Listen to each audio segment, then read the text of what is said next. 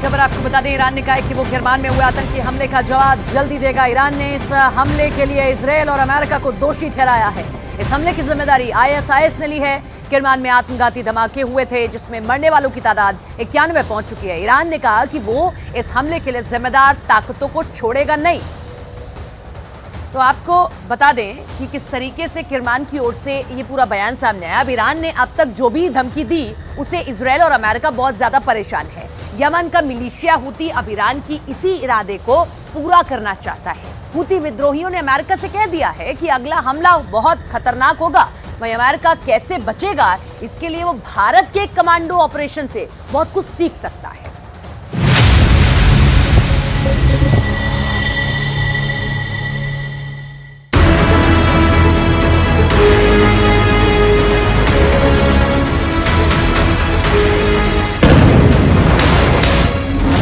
ये वो वीडियो है जिसे देखकर बाइडन हिम्मत जुटा सकते हैं। ये वो वीडियो है जो अमेरिका का डर खत्म कर सकता है।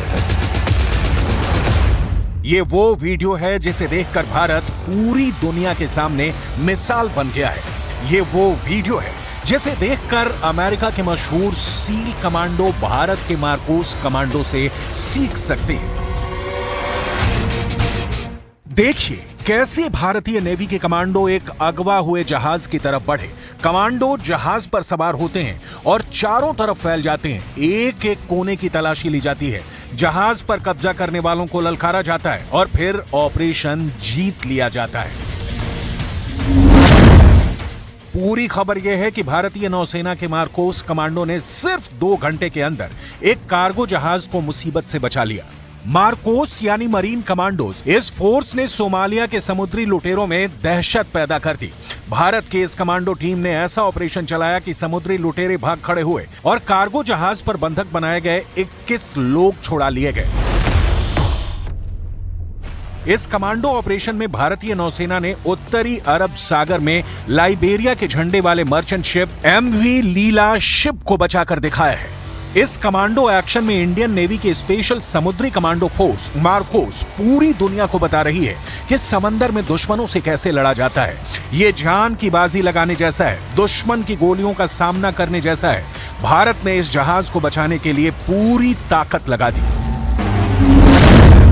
लाइबेरिया के झंडे वाले मर्चेंट शिप MV लीला शिप को बचाने के लिए सिर्फ मार्कोस कमांडो ही तैनात नहीं किए गए। इसमें P-8I टोही विमान भी शामिल रहा। इसमें अमेरिका से ही खरीदा गया MQ-9B प्रेडेटर ड्रोन भी शामिल हुआ।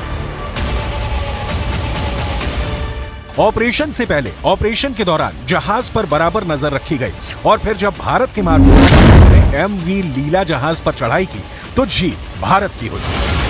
इस जहाज के आसपास कई मतलब 5-6 धाउस और फिशिंग बोट्स वगैरह थे, तो उनका भी डिटेल्स वगैरह रिकॉर्ड किया गया। तो इससे उनको कॉन्फिडेंस था कि पायरेट अटैक हुआ है और कोई जानकारी नहीं था कि पायरेट्स ऑन बोर्ड है नहीं है, इसके बारे में ज़्यादा इन्फॉर्मेशन नहीं था क्योंकि क्रू सिटाडेल के अंदर थे और उनको भी ज़्यादा इन्फॉर्मेशन नहीं था। तो इतने में हमने डिसाइड किया कि जैसे सेकंड P-8I जाके इसको जो फर्स्ट P-8I है उसको ऑन द स्पॉट रिलीव करेगा और उसके बाद एक सी गार्डियन भी जाएगा ताकि वो सिचुएशन को मॉनिटर करे और वीडियो वगैरह में रिले कर सके। सवाल है कि ऐसी हिम्मत अमेरिका क्यों नहीं दिखा पाया जो इस वक्त लाल सागर में मौजूद होने के बावजूद यमन के हूथी विद्रोहियों से घबराया हुआ है। क्या अमेरिका के सील कमांडो भारत के मार्कोस कमांडो से कमजोर हैं? क्योंकि यहां तो मार्कोस कमांडो ने 2 घंटे में ऑपरेशन करके दिखाया है। भारत ने हर टेक्नोलॉजी और मिलिट्री पावर का इस्तेमाल करके समुद्री लुटेरों को डरा दिया, भगा दिया। अमेरिका तो खुद को सुपर पावर कहता है। आखिर उसका कैरियर हूथी विद्रोहियों को देखकर लाल सागर से क्यों भाग गया?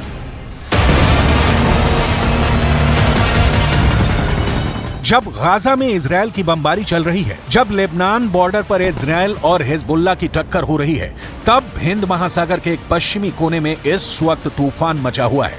हालात बहुत ज्यादा खराब है और अब यहां युद्ध का ऐसा खतरा है कि सवाल खड़े होने लगे हैं कि क्या अमेरिका यमन के हूथी विद्रोहियों से डर गया है। यह सवाल इसलिए क्योंकि उसके फैसले तो यही साबित करते हैं। इस वक्त अमेरिका को एशिया के 3 इलाकों में चैलेंज मिल रहा है। चैलेंज नंबर 1 अरब सागर, चैलेंज नंबर 2 आदेन की खाड़ी, चैलेंज नंबर 3 लाल सागर। इस वक्त हूथी विद्रोही लाल सागर में इजरायल से जुड़े जहाजों को टारगेट बना रहा है।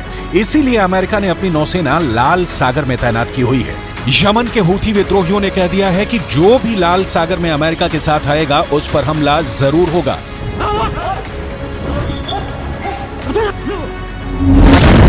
हूथी विद्रोहियों के टारगेट 2 हैं। पहला है इजरायल और दूसरा है अमेरिका। हूथी विद्रोहियों ने इजरायल के शिप को टारगेट करना शुरू कर दिया है। वो अमेरिका को भी अपना दुश्मन नंबर 2 मानता है। अमलियत इस्तिहदाफ लिसफीनत CGM तेज كانت متجهة إلى موانئ فلسطين المحتلة. إن عملية الاستهداف جاءت بعد رفض طاقم السفينة الاستجابة لنداءات القوات البحرية اليمنية بما في ذلك الرسائل التحذيرية النارية. हूथी विद्रोही लगातार इजरायल पर हमला कर रहे हैं। वो क्रूज मिसाइल भी फायर कर रहे हैं। बैलिस्टिक मिसाइल से भी इजरायल के दक्षिणी इलाके पर अटैक कर रहे हैं। साथ में इजरायल और अमेरिका को लगातार धमकियां दे रहे हैं। यमन के हूथी विद्रोहियों ने 15 देशों को ललकारा है।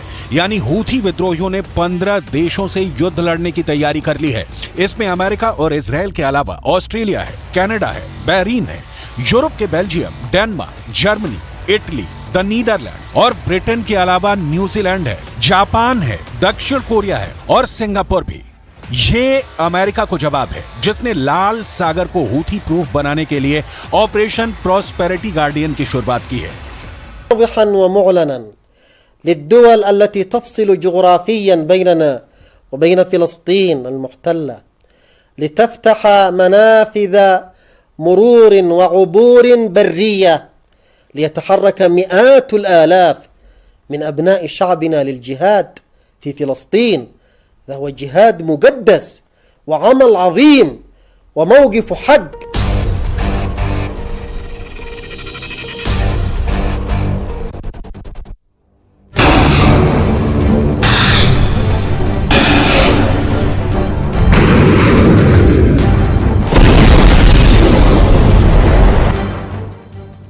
अमेरिका ने जब से इस मल्टीनेशनल फोर्स को बनाने की पहल की है वो हूथी विद्रोहियों के टारगेट पर आ गया है और हैरत है कि अब तक वो उनको डराने में नाकाम रहा है। हूथी विद्रोहियों ने कह दिया है कि वो अब इन देशों के जहाजों को टारगेट बना सकता है और ऐसा वो लाल सागर में करेगा, ऐसा वो आदेन की खाड़ी में करेगा। ये वो देश हैं जो अमेरिका के उस गठबंधन का हिस्सा बन चुके हैं जो लाल सागर में हूथी विद्रोहियों के हमले को नाकाम करना चाहते हैं और इसके लिए ये गठबंधन यमन पर हमला करने की भी धमकी दे रहा है।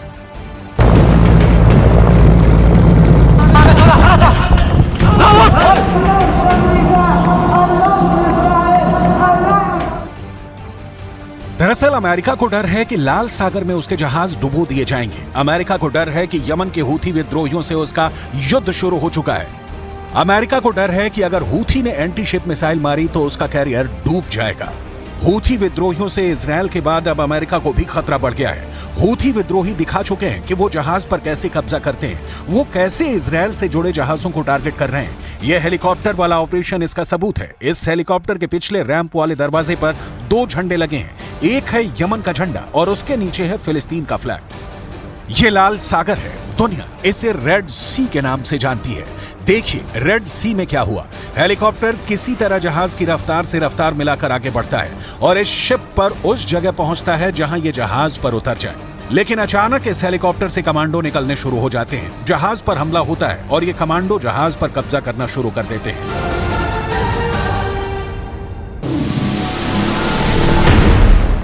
AK-47 और बाकी हथियारों से लैस ये कमांडो जहाज पर आगे बढ़ते हैं। हेलीकॉप्टर फौरन जहाज से उड़ जाता है। क्या हो रहा है किसी को नहीं मालूम। ये कमांडो जल्दी से जहाज के ब्रिज की तरफ बढ़ते हैं। ब्रिज यानी वो जगह जहां से पानी के जहाज को कंट्रोल किया जाता है। शिप के स्टाफ की तरफ राइफल ताक ये सभी हमलावर जहाज के ब्रिज में दाखिल होते हैं और फिर क्रू मेंबर हैंड्स अप करके हमलावरों की स्क्रीन के आगे सरेंडर कर देते हैं।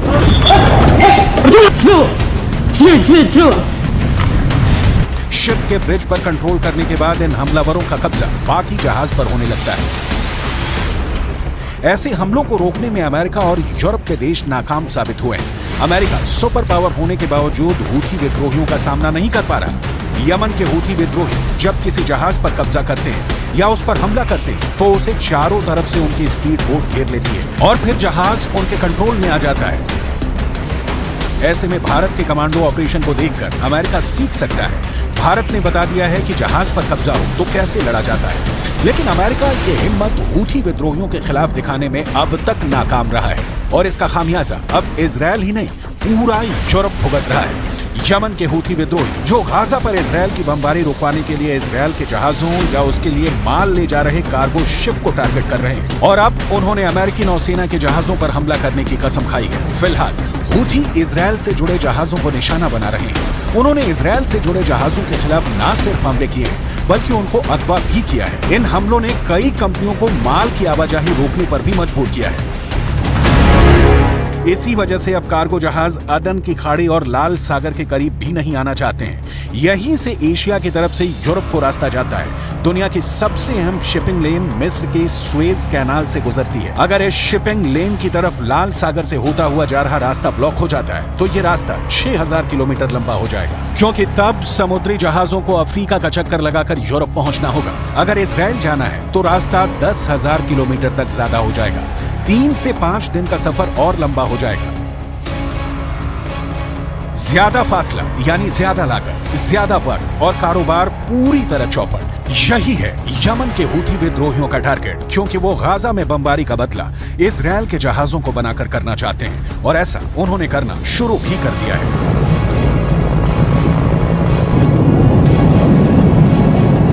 ऐसे में भारतीय नौसेना का वीडियो अमेरिका के लिए एक सबक है।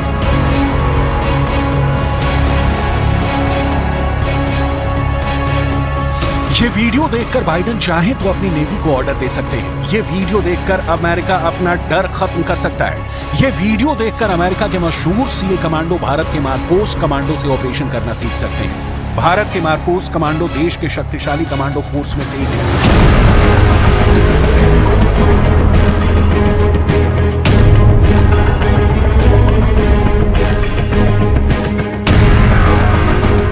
1987 में बने मार्कोस बहुत ही तेजी से ऑपरेशन करते हैं। इन्हें अमेरिका के नेवी सील्स की तर्ज पर ही तैयार किया गया था, लेकिन हैरत की बात यह है कि आज ये ऐसे ऑपरेशन को अंजाम दे रहे हैं जो खुद अमेरिका लॉन्च करने से घबराने लगा है। दरअसल इस वक्त लाल सागर में बहुत आग है। इस वक्त लाल सागर के आसपास बहुत गुस्सा है। इस वक्त लाल सागर में वॉर जोन भड़कने की कगार पर है।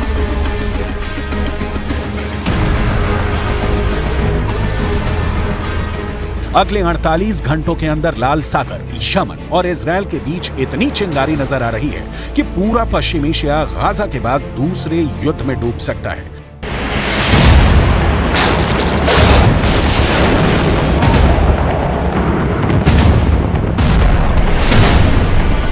गाजा में चल रही जंग के बाद दुनिया में कारोबार के लिहाज से हालात कितने गंभीर हो चुके हैं, इसका खतरा सब महसूस करने लगे हैं। इजरायल ने दुनिया के प्रेशर के सामने झुकने से मना कर दिया है। लिहाजा अब हूथी विद्रोही, जिनकी ईरान से बेहद करीबी है, उन्होंने इजरायल के शिप को टारगेट करने का फैसला किया है।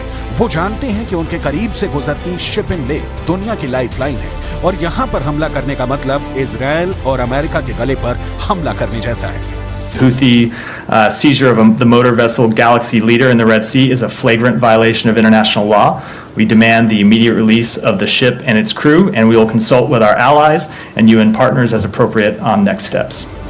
देखा जाए तो अब लाल सागर में अमेरिका अकेला पड़ गया है, क्योंकि जब अमेरिका घबराया हुआ है तो बाकी छोटे देश कैसे हूथी विद्रोहियों के एंटी शिप मिसाइल का सामना करेंगे?